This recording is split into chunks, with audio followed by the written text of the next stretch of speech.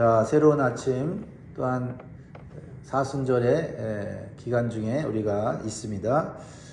오늘도 주님의 십자가를 묵상하면서 주님의 은혜 또 주님의 그 사랑을 경험할 수 있기를 주의 이름으로 축복합니다. 자, 마태복음 17장 1절에서 13절 말씀으로 우리에게 주신 교훈과 기도 제목 나누겠습니다. 한번 기도 제목 따라 하십니다. 고난 없는 영광을 쫓지 않게 하시고 십자가를 통해서 참된 영광을 누리게 하소서. 아멘. 사랑하는 성도 여러분, 우리 신앙생활에는 영광스럽고 가슴 벅찬 산 위에 그 순간들이 있습니다. 특별히 우리가 간절히 기도했을 때 하나님의 응답이 우리에게 들려올 때 우리는 참으로 감격스럽고 영광스럽습니다. 또 예배 가운데 말씀을 듣고 삶의 문제가 확 해결되는 그런 순간에 우리는 감사의 눈물이 터지면서 가슴이 벅차오르죠. 또 찬양 한 곡에도 그 찬양의 가사가 내 삶을 얘기하고 하나님의 음성이 듣는 것 같아서 정말 가슴이 벅차오를 때가 있지 않습니까? 그런 어떤 그 영적인 감동적인 그런 순간에 우리는 모든 우리의 앞에 있는 고난과 시련을 다 이길 수 있을 것 같은 믿음이 생기지 않습니까? 그때 우리 오늘 본문에 나온 베드로처럼 말할 수 있죠. 주님, 여기가 좋사오니, 이렇게 우리가 말하고 싶을 것입니다. 그런데 예배가 끝나고 산 아래로 내려가는 현실로 돌아오면 어떻습니까?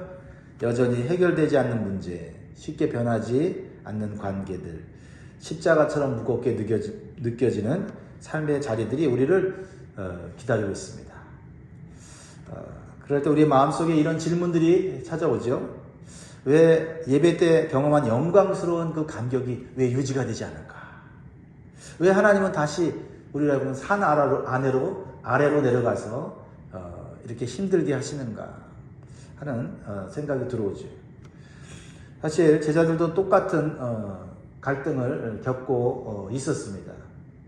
베드로는 주님 앞에, 주님의 질문 앞에 주는 그리스도시요 살아계신 하나님의 아들이십니다. 그랬을 때 예수님의 큰 칭찬을 받고 또 예수님의 놀라운 축복을 받죠.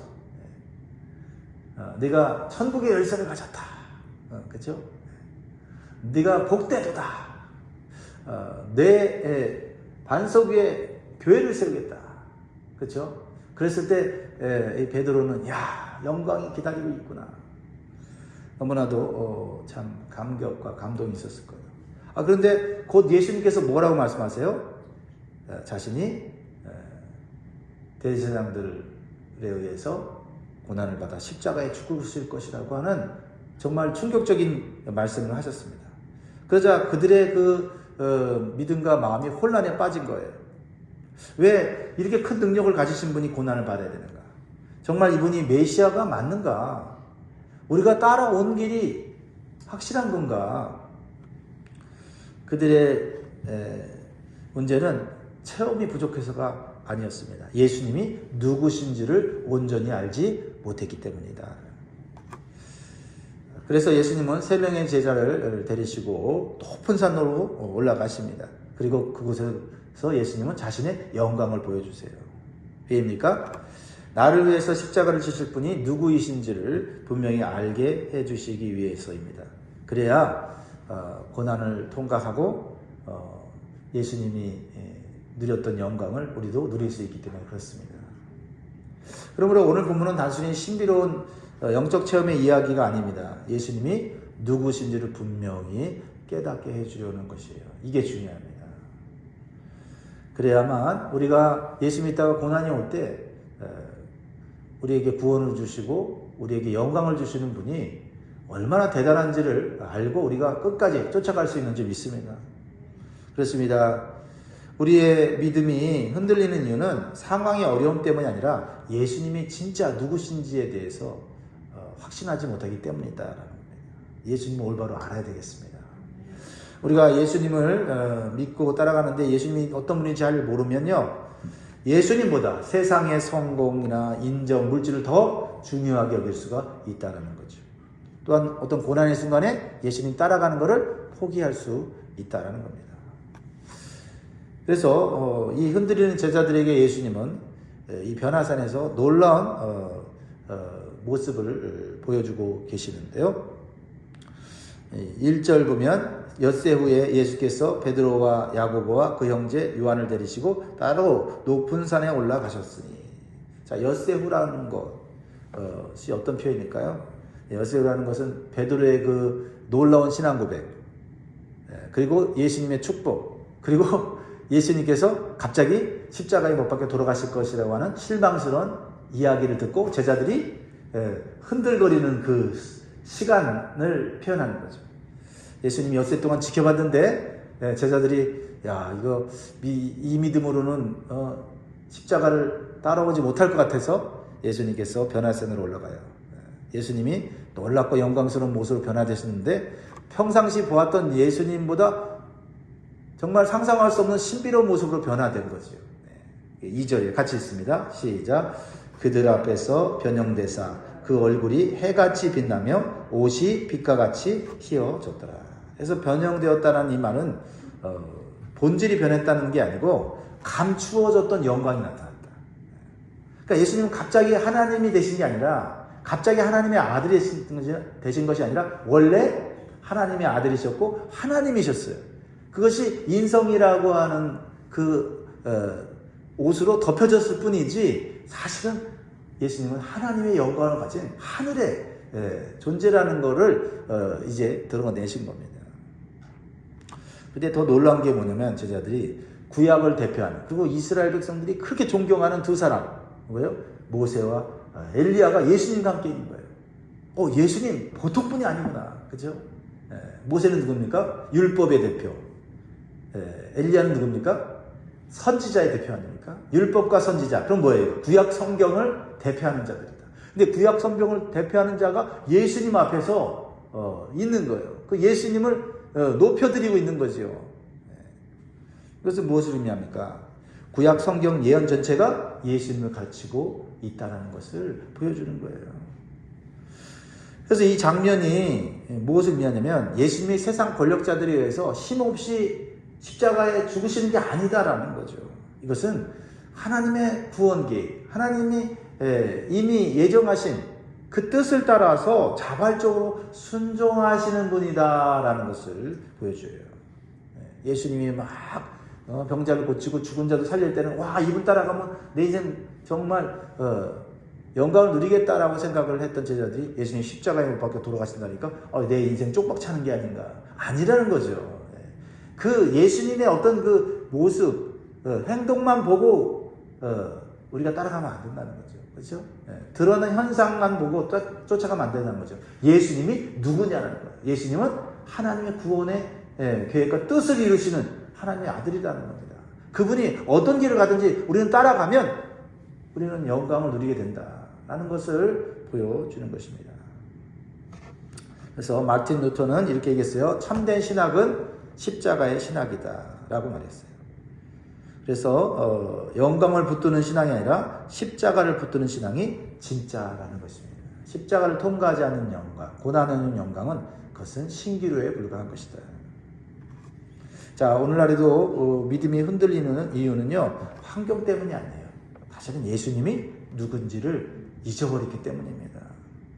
이 사순절에 예수님을 다시 기억하고 예수님의 십자가를 다시 묵상하여서 우리의 신앙이 올바로 설 수 있기를 주의 이름으로 축복합니다.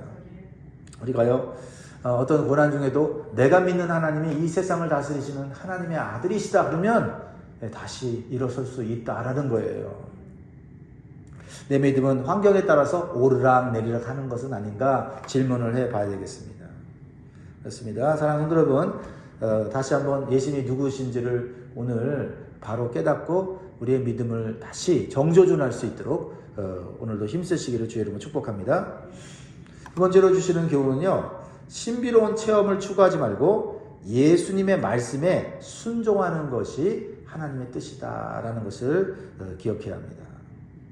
제자들은요, 정말 이게 기절할 정도로 영광스러운 광경을 본 거예요. 엄청난 천국의 영광을 미리 체험하면서 이 세상에서 누릴 영광을 기대하고 있었습니다. 그래서 베드로가 이렇게 얘기해요. 천국의 맛을 봤잖아요. 야, 우리가 천국에 가면 이런 엄청난 영광을, 빛나는 영광을 누리는구나.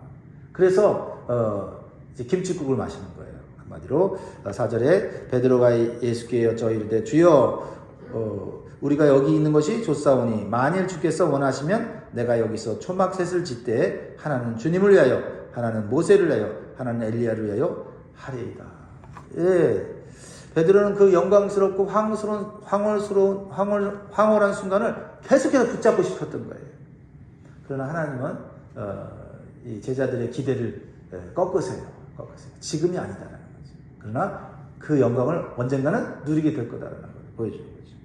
5절에 하나님이 나타나십니다. 말할 때에 호련히 빛난 구름이 그들을 덮으며 구름 속에서 소리가 나서 이르시되 이는 내 사랑하는 아들이요 내 기뻐하는 자니 너희는 그의 말을 들으라 하시는지라. 뭐예요? 그래 너희가 이런 영광 누리게 될 거야. 그러려면 누구의 말을 따라야 된다고요? 지금 예수님의 말을 따라야 된다. 예수님의 말을 따라야 된다. 그렇습니다. 신앙의 중심은 체험이 아니라 순종이에요. 순종. 체험을 주시는 이유는 뭘까요? 순종하라고 주시는 것인 줄 믿습니다. 어떤 환상보다도 예수님만 보이는 신앙생활이 건강한 신앙이에요. 기적을 체험하고 능력을 체험하고 치유를 체험한 다음에 누가 남아야 되냐면 예수님이 남아야 돼요. 예수님이 사라져버리면 치유되고 회복된 게 아무런 의미가 없어요. 자 보세요. 자 6절에 제자들이 듣고 엎드려 심히 두려워하니 예수께서 나와 그들에게 손을 대시며 이르시되 일어나라 두려워하지 말라 하시니 8절 같이 있습니다. 제자들이 눈을 들고 보매 오직 예수 외에는 아무도 보이지 아니하더라. 엄청난 영광 봤어요. 엄청난 기적을 보았습니다. 하나님의 음성까지 듣는 두려운 그런 상황까지 들어갔죠. 근데 남는 것은 누구뿐이었다고요? 오직 예수님. 그 예수님이 이 제자들을 어떻게 하세요? 만지시고 두려움을 제거해 주시죠. 예수님만이 우리 인생의 문제, 고민, 걱정, 불안을 해결해 주신 줄 믿습니다. 여러분 수련회 갔다 와서 우리가 큰 은혜 받았다 그러는데 삶이 변하지 않는 경우가 많죠. 왜 그래요? 감동은 있었지만 순종이 없었기 때문입니다. 그렇죠? 사랑하는 성도 여러분, 신비로운 체험에 도취되지 말고 말씀의 뿌리를 내리시기 바랍니다. 오직 예수만 바라본 건강한 신앙으로 오늘도 살 수 있기를 바랍니다. 세 번째로 주시는 교훈은요, 십자가와 부활의 복음을 앞세우는 신앙이 되어야 합니다. 그렇죠? 기적보다는 십자가, 부활의 복음을 우리가 앞세우고 가야 된다. 우리의 신앙이 다른 것에 의해서 흐트러지면 안 돼요. 9절, 그들이 산에서 내려올 때 예수께서 명하여 이르시되 인자가 죽은 자 가운데서 살아나기 전에는 본 것을 아무에게도 이르지 말라 하십니다. 왜 예수님이 침묵을 제자들에게 명하십니까? 십자가를 통과하지 않는 영광은 오해를 낳을 수밖에 없다. 지금 예수님이 막 수많은 병자를 고치고 막 기적을 일으키니까 사람들이 야 드디어 메시아가 오셨다. 이 나라를 이제 완전히 뒤집었고 새로운 나라를 세우실 것이다. 이렇게 사람들이 오해했다는 거죠. 근데 예수님이 세우시는 나라는 뭐예요? 죄와 죽음의 문제를 해결하고 세우시는 나라니까 십자가를 통과해야 되는 거예요. 그러니까 십자가가 없는 영광을 이 제자들도 이스라엘 사람들도 원했다는 겁니다. 이렇게 십자가 부활의 복음을 우리가 붙잡지 않으면요, 우리가 잘못된 헛된 영광 구하면서 신앙생활 할 수 있다는 거예요. 나는 과연 어떤 영광을 지금 바라보며 신앙생활을 하고 있는가? 십자가를 통과한 영광을 바라보고 있는가? 다시 한번 질문할 수 있기를 바랍니다. 그러므로 사랑하는 성도 여러분, 이 사순절에 다시 한번 십자가를 묵상하시고 십자가를 자랑하십시오. 그리고 부활을 선포하십시오. 부활을 선포한다는 건 뭐예요? 죽었다가 다시 살아난다는 거예요. 죽어야 돼요, 우리가요. 죽어야 된다는 의미가 여러 가지가 있죠. 뭐 육신이 죽어야 된다 라는 그런 어떤 1차원적인 것보다는 우리의 그쵸? 죄성이 죽어야죠. 우리의 성질이 죽어야죠. 그렇죠? 우리의 잘못된 생각이 죽어야죠. 죽어야 될 것들이 죽어야 되는데 죽어야 될 것들은 살아나갖고 막 그렇죠? 활동을 하죠. 네. 그러면 우리는 십자가 없는 영광을 누리려고 하는 거예요. 자, 오늘도 쉽지 않지만 힘들지만 십자가를 통과해야 한다. 근데 그 십자가는 누가 이미 지고 가셨어요? 예수님이 지고 가셨으니 예수님만 따라가면 십자가를 질 수 있다. 그리고 예수님이 누리셨던 영광도 누리게 된다라는 것입니다. 마지막으로 우리에게 주신 교훈은요. 영적으로 깨어 있어야 하나님의 계획을 깨달을 수 있다라는 겁니다. 영적으로 깨어나는 게 중요하다는 거죠. 지금 제자들이 사실 영적으로 다 둔한 상태고 잠든 상태이기 때문에 예수님의 말씀이 다 이해가 되지 않는 거예요. 오히려 오해가 되고 있는 상황이죠. 10절에 보면 제자들이 물어 이르되 그러면 어찌하여 서기관들이 엘리야가 먼저 와야 하리라 하나이까. 12절 내가 너희에게 말하노니 엘리야가 이미 왔으되 사람들이 알지 못하고 임의로 대구하였도다. 인자도 이와 같이 그들에게 고난을 받으리라 하시니 그제서야 제자들이 예수께서 말씀하신 것이 세례 요한인 줄을 깨달으니라.